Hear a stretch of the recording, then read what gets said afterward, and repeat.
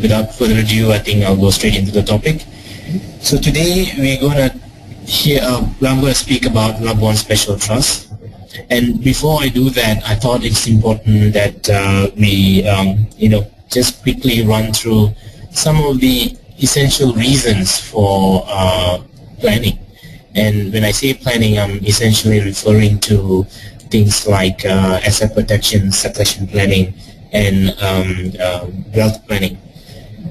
For those of you who would have heard me speak on Labuan Foundations a couple of weeks ago, I think it was 3 weeks ago, this may be a bit of a deja vu for you guys because this would have appeared in your screen even at that time. I assure you this will be the only repetitive stream, the rest will be different. But I thought it would be useful for the benefit of those who are hearing it for the first time, for them to understand why it's important to plan. And for those of you who are seeing it for the second time, maybe it'll be a good refresher as well. So just bear with me for a moment. So why is it important to plan? Well, Malaysia, is relatively a young nation, 50-odd years, 52, 53 years. And over the years, a lot of the Malaysians have acquired a significant amount of wealth. I think there was a study carried out by Credit Suisse, Malaysia, where they have found that last year there was close to about 40,000 millionaires in Malaysia, and it is envisaged, they are anticipating that this will increase to double the numbers after 2015. So you can see that Malaysians have become more and more affluent, and it is crucial for these Malaysians. It could be your clients, it could be yourselves, some of you who are listening. It's crucial for you guys to make sure that you have a structure in place. Whether that structure is something onshore, offshore, doesn't really matter. You just need to start thinking about how you manage your wealth. Because if you start using conventional methods and do things like how our forefathers used to do it, there may be consequences which may not be favorable to you in the long run. Most importantly, it may not be favorable to your family.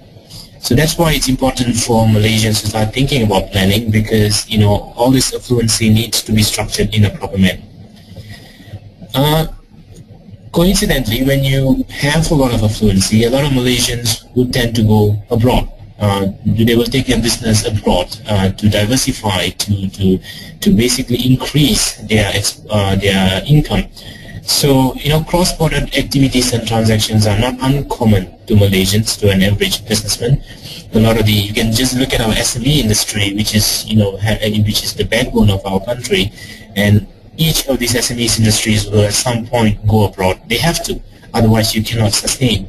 So I've seen in my experience that a lot of Malaysians have gone as far as Vietnam, Myanmar. I mean, they've always been going to places like China, Indonesia, Singapore, and Philippines. But this act of going abroad necessarily carries with it a risk, a baggage of risks. So if you don't have a structure in place, then you are exposing yourself to those risks.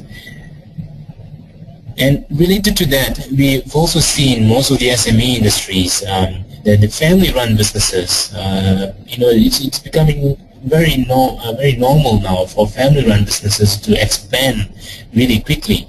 I mean, we just have to look at some of our examples in Malaysia. You can look at the Berjaya Group, you can look at the Malewar Group, the Sapura, Genting, YTL. These are all family-run businesses. I mean, they started as a family business and expanded to such magnitudes that they are today. But if you don't manage it properly, if you don't have the right structure in place, then you will have problems. Essentially, in a family-run business, there are multiple parties, intergenerational. You will run it, and then you'll share it with your brothers and sisters. Then your children will come in, their children will come in. These are all multiple personalities coming in. If you don't have a structure in place to govern these differentials, then you will have issues. And you don't have to go very far. You can look at the Malewar Group and the Sapura Group in Malaysia to know what's happening. And I think as early as, the Sapura Group is going through some family feuds at the moment between the patriarch and the two sons. We don't know where that's going to end up, but this is a multi-billion-dollar business. And if you don't have the right structure in place to govern the different personalities, then you will have problems. And related to that, the business owners, the first liners, the person who started the business, the patriarchs, the matriarchs, essentially when they start a business, at some point they will lose control. Why? Because the next generation will want to come in. But if you don't have the right structure in place that allows for a seamless transfer of power or control, then the business is bound to be doomed.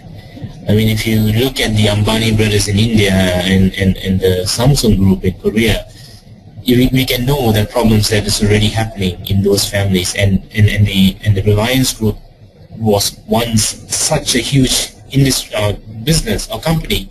It's now divided between the two brothers. Imagine how big they can. They are already big now, even on their own. But imagine how big they can be if they are all together. I know you are thinking these are all multi-billion-dollar businesses, they are billionaires, probably not related to you. Although the net worth could be different, the problems essentially are the same. So if you don't have a structure in place to govern these things, you could, or your clients could, face the same trouble. And all those things that we've discussed above, if essentially it boils down to the same thing, if you don't have a structure in place, there will be family feuds. There will be infighting between the siblings, there will be infighting between the family members, there will be infighting even between the people who are working in the companies, because they will say they probably deserve a better pay cut or a better slice of the cake, and the family would probably be stretching towards another corner. So structures are essential. Gone are the days where we can just close one eye and expect things to fall into place. Clients and industry players and planners need to start thinking about having proper structures in place, failing which there could be problems in the long run. So we've seen that, the importance of planning.